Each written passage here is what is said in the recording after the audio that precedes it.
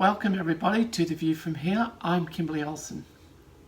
I'm going to talk to you today about something different, not diversity and inclusion this time, although I will make a couple of comments that reflect on that subject matter.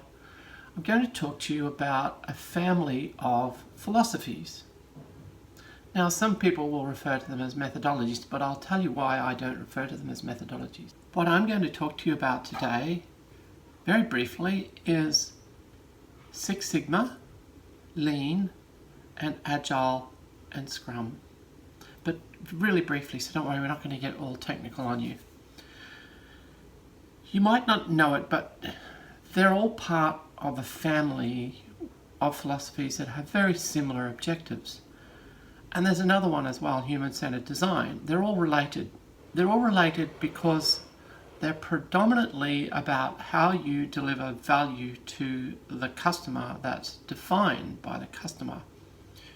You see, in the past, organizations took it upon themselves to develop products and services that they thought would be of value to customers, but they didn't really have any process by which that they ensured that their products provided value. They thought they knew their customers, and therefore they thought they knew what their customers wanted, or as I was sometimes told in my sales role, the customer doesn't know what they want until you give it to them.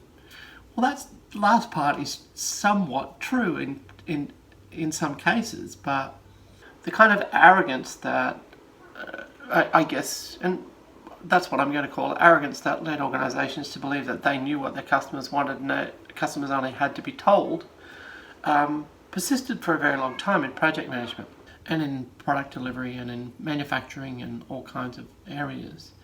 Now, I was introduced to elements of Lean and Six Sigma when I began working for General Electric.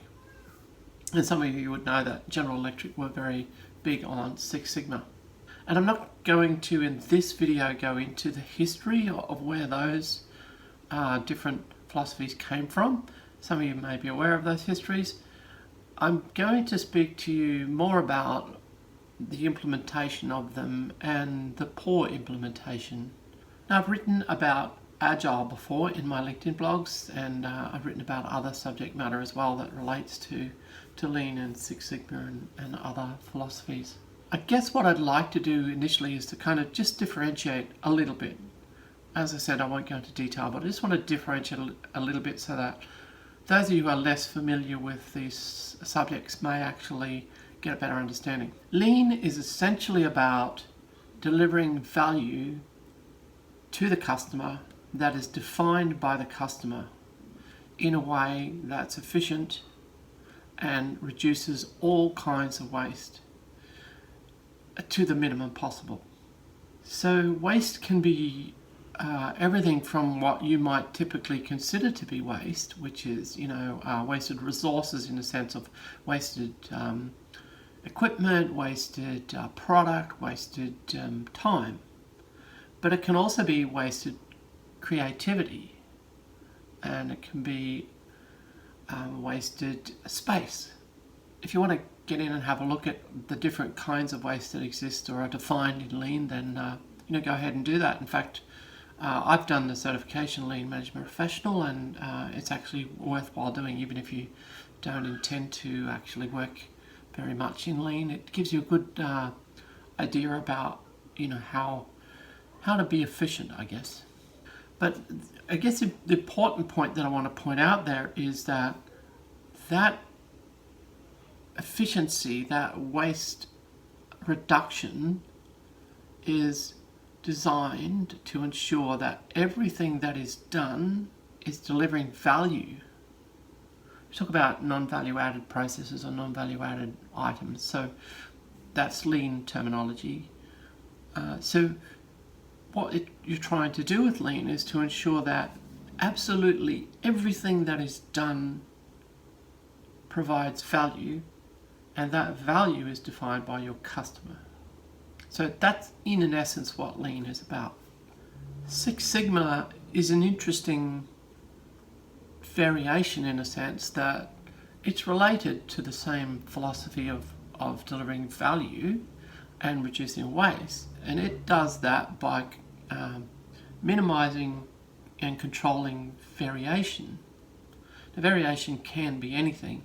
And Six Sigma, for those of you with a statistical background, will be very familiar to you what Six Sigma is. It's a statistical term relating to deviation, standard deviation or variance. And so what Six Sigma is trying to do is to minimize the amount of variation down to a certain specification, that of Six Sigma. Now, to give you an indication, jet aircraft engines on regular passenger transport jets run at about 10 Sigma. A typical company that doesn't practice Six Sigma probably runs at maybe 2 or 3 Sigma in manufacturing if it's lucky. And that's probably a doubling of production costs. I don't remember the figures exactly, but it's quite dramatic.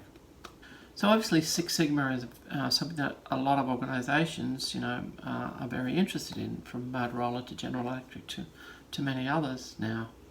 But again, the focus is to deliver value to the customer by ensuring that the product that you deliver meets the specific specifications that were defined by the customer, not by the organisation or the manufacturer. So whether it's a product or a service, what you've done is you've gone and found out what the exact specifications are that your customer requires, and you go ahead and you try to ensure that everything you do delivers products to that specification with the minimum possible variance or the minimum possible variation at best, or at worst Six Sigma. So you can see the two are very closely related. One just uses a kind of a statistical measure to do what the other is trying to do in some ways. Although Lean is much more about process than it is about, product or service variation. Which then brings me to Agile. Now, Agile's quite similar in a way, except that it really came out of the software industry. What used to happen when people were designing software was they would go and find out what the customer wanted, and they would budget a whole heap of time and money and resources into creating a piece of software that delivered what the customer wanted.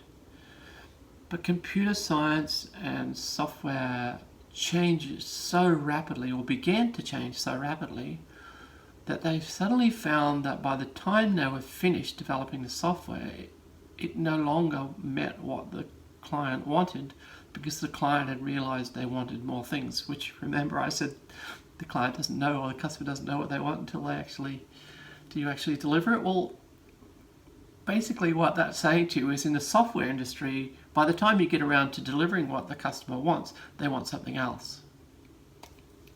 So the software industry had to come up with a way to ensure that they could deliver software that provided value to the customer, and also minimize the amount of time and money and resources that went into developing the software, knowing full well that they needed a way to kind of do a rapid delivery. Now, some of you might be familiar with rapid prototyping, and in a way, Agile software development's somewhat like that. I'll give you a kind of analogy. Imagine we don't know the world that exists at present, and somebody comes to us in this imaginary world where we don't have any transport, and they say to us, I want a system of transport. I want a way to get around that's faster than walking. And let's just imagine that the solution that you come up with is a skateboard. Let's forget that there aren't surfaces that are suitable to riding the skateboard on. Let's imagine there are. It's a very smooth world, this imaginary world. And so you talk to the customer, and you both kind of co-design this thing that we would recognize as a skateboard. And you rapidly build this thing, because it's fairly simple to build, right? So you rapidly build this thing. You provide it to the customer, they take it away, and they've instantly got value. They've got something that can provide them with a way to get around that's faster than walking. They come back to you and they say, look, it's good and all, but I find that on some surfaces it tends to slip out from underneath me, or, you know, my right leg gets really tired, or my left leg gets really tired, and I swap and I'm not as good with one leg as I am with the other. Can you come up with a skateboard that maybe uses both legs at the same time? And so you maybe come up with a bicycle. And you create the bicycle and you deliver it to the customer while they're using the skateboard. So they've got value already. You deliver a new kind of value that's defined by the features that the customer wanted. That is, I want to be able to use both my legs at the same time so they get equally tired, and I want it to be able to go over surfaces that are a bit more rough than a skateboard can go over. Those were the prioritized features that the customer said they wanted. So you'd built this thing, but they already had a product that was providing them value. Then once they get used to that product, they realize, you know what, it's not quite fast enough, or, you know, I really don't want to ride this thing 1,000 kilometers. I want something that will take me 1,000 kilometers. And so you start getting together and co-design another product, and that product starts to look like a Model T Ford, let's say, you know. So you can see where I'm going with this. That's what Agile is designed to do. But it's designed to do it very rapidly. And it's designed to be delivering value to the customer while the customer is reassessing what would be of more value to them, essentially. Think of it that way.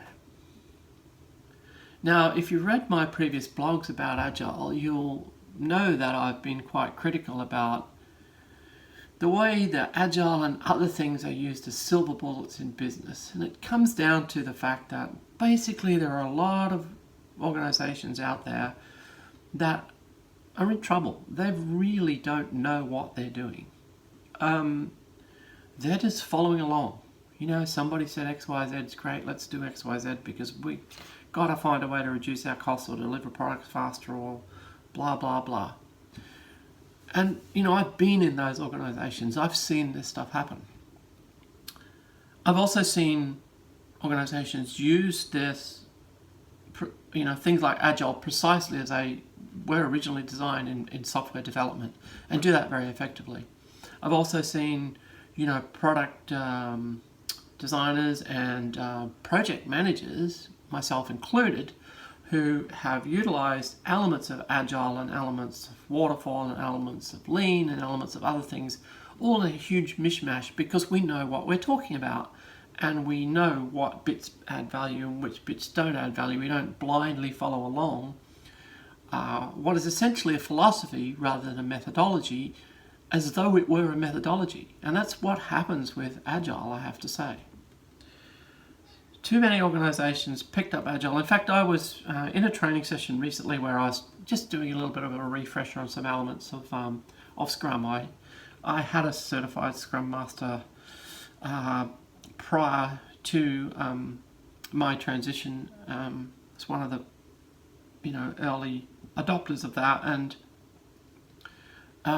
most of my qualifications I had to get renewed because I didn't want my old name on them.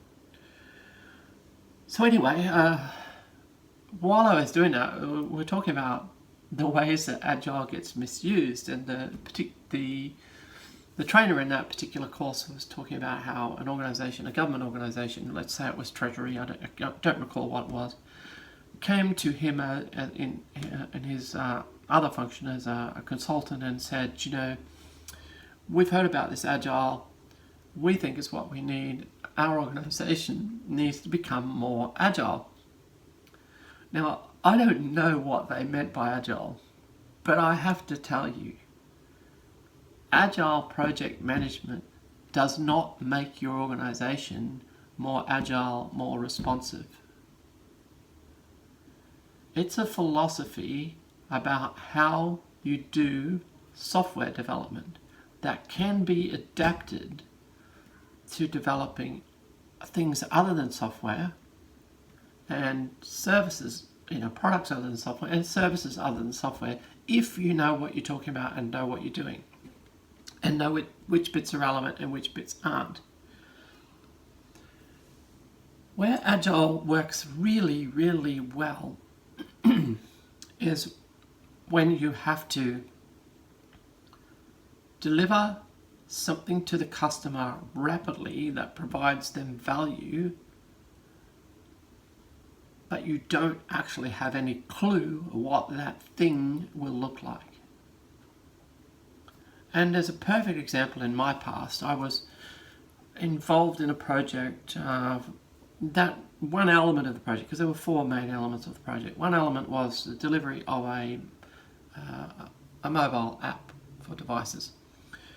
And I won't go into the detail of what the app did, but that particular project required us to develop an app that delivered certain outcomes as defined by the funder of that program. But the funder of the program wasn't necessarily the customer in a sense. Sure, they wanted these particular outcomes as defined by the project brief, but those outcomes were essentially to be defined by the end user of the app, which was a marginalized community. Now, that is a perfect use for Agile in the sense that we had no idea what this thing was going to look like. We had no idea what that community wanted it to deliver for them.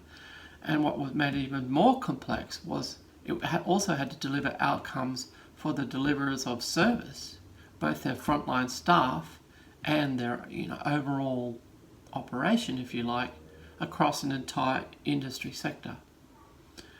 That's a really big ask, and that's something that's perfectly applicable to the use of an Agile philosophy. Now, you hear me keep saying philosophy, I never say methodology, because Agile isn't a methodology, in my opinion. Agile is a philosophy. The methodology that's most likely to be used and most often used in Agile is Scrum. Now, that is more a methodology. And I will talk briefly about Scrum as we go through this. So, that particular project, did we utilize Scrum? No. Did we utilize Agile as defined by the Agile Manifesto? Not really.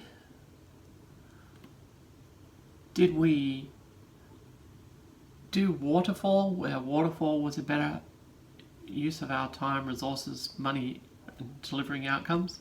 You betcha. Did we borrow elements of Agile? You betcha. We did. I don't know if the development team, that is the coders, along with the design team, used Agile and used Scrum. I suspect they also kind of used a quasi-Agile process. But again, they did it because they know what they're doing. I see so many organizations turning their Scrum sprints and their daily Scrums and their sprints into status updates. That's not what they're designed to be. So, I'll speak briefly about this project and give you a little bit more detail. So, we would conduct workshops. I don't remember how many workshops we conducted, probably 10 or more. And initially they were about defining what this community's concerns were overall with respect to this particular sector, and then on to how those might be dealt with through a mobile app. And then if there was a mobile app, what would be the priority features that that particular group would want to see in that app? Then we went on to the other customers in the group, which was frontline staff. So we used, practice leads in this particular practice. We used experts on various elements of this community's and the general community's health and well-being. We then went on to involving organisations that deliver these services in workshops around what they thought would be the kinds of features that would best be served by utilising a mobile app in this way. So you see what we're doing there? We're trying to find out what's of value to the customer. We're not trying to define that value for them. But even though we did that, we didn't necessarily do it particularly as per the Agile Manifesto. But there's really two important elements of the Agile Manifesto that were relevant and that we did do. The first is that you are continuously delivering value to the customer. So you need to provide them with something, right? And allow them to use it. And then they come back to you to tell you what would be a better value, what features you are of less value, how you might change this thing. Now, we didn't do that with fortnightly sprints. This development process overall, the project itself was 2 years, but the development process overall was about 18 months. And we probably did 1, 2, 3, maybe 4 iterations of product in that time. There were really 3 main live iterations. One was a prototype. So did we blindly follow along with the notion that, you know, we need to have a sprint that's 14 days long and we need to have a, you know, daily stand up and all of that? No. I conducted those workshops. The design team conducted some workshops. Every fortnight I would report to the design team about what we'd learned and what features were relevant and what content had been identified as being useful and that kind of thing. I did a weekly report to my management, a quarterly report to the funder, and that's how we did the project. Now, once we got, well, actually one really important point. One of the points that I identified early in the piece was because we were doing this development this way, we needed a way to deliver a product of value to the customer for them to test and tell us what feature sets needed to be changed or what things that they suddenly realized that they wanted. We needed a way to do that that didn't cost money, which is, you know, I guess coming down to this lean philosophy of not wasting resources. What we did was we made a clickable prototype that essentially had no coding behind it, not in the sense that you would think of app coding. It was essentially an image that had hot zones that, when you pressed on the hot zones, took you to the next, you know, element of the user interface. So it behaved like an app, but it wasn't an app. And we delivered that to the customer very early in the piece, but we didn't code an app till, I'm thinking, probably 6 months before the end of the product at the earliest. I think we finally coded about 3 months prior to the finish of the project, something like that. And we delivered a version that we call version 0.9, which we then, you know, sought to get some more feedback from. Now, to highlight the issue about why it's important to do this and why it's important to not kind of think you know what the customer wants and build it that way, is that as we were building this thing, I came to realize through people's responses to it that it wasn't just for this particular marginalized community. To a person, the first words that came out of their mouths when they utilized the prototype was, this would fit any community. Drop the word marginalized. But we quickly realized that, you know, the key target groups would be other marginalized groups. So we knew that there was an element of the lean philosophy that we had to be responsive to, and that was that we didn't want to paint ourselves into a corner where we couldn't modify this thing to suit other audiences. So whatever this particular audience told us, we needed to have back of mind that there was another customer, and that was us, or maybe a better way to think of it, that there was a whole bunch of other customers, and that was these other groups, and maybe even everybody. So whatever this group wanted, we had to make sure that it was adaptable to other audiences. So that was one kind of area that really, I guess, we had to be very conscious of, which we didn't know until we built this thing, right? Which is the whole point of Agile, is, you have to have a way to respond to these things. If we had gone down the track of spending a bunch of money coding an app thinking we knew what we were doing, we would have lost that opportunity. So the other thing that happened was this particular community told us that whatever we did, that their highest priority, and they told us this over and over again, was privacy and security. They were absolutely adamant that they didn't want any data to leave the device. And that threw up a couple of challenges, but we were fine with that. And we went along down that track, but we kind of knew, because we'd been around this kind of work long enough to know that, just because the customer says this is a feature that they absolutely must have right now, it's not certain to be a feature that they want when we get to the end. And that turned out to be the case, because as soon as we had a product that they realized was exactly what they wanted in terms of, delivering those outcomes that they'd defined, they went, oh, now I want to put it on my other device. Because what if I buy a new phone, or what if I prefer to use my iPad next week rather than my phone? And then that's when we said to them, well, now we have to have a conversation about whether you give up some of that notion of security, real or imagined, and allow the transfer of data. And so we came up with a solution for that, but that actually was a fairly significant change in terms of coding. So it was a good thing that we hadn't gone too far down the coding track by the time that happened, and that's why we do Agile.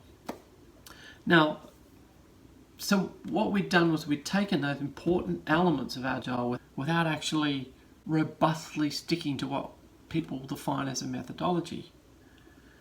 We realized that the important parts were, we have to deliver value to the customer, that's defined by the customer, and we have to do that constantly throughout this development process. We can't go 2 years and then hand them something and say, hope you like it.